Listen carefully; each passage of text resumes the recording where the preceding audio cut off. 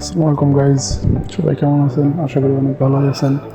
তো আবারও আসলাম আপনাদের সামনে নতুন একটা ভিডিও নিয়ে।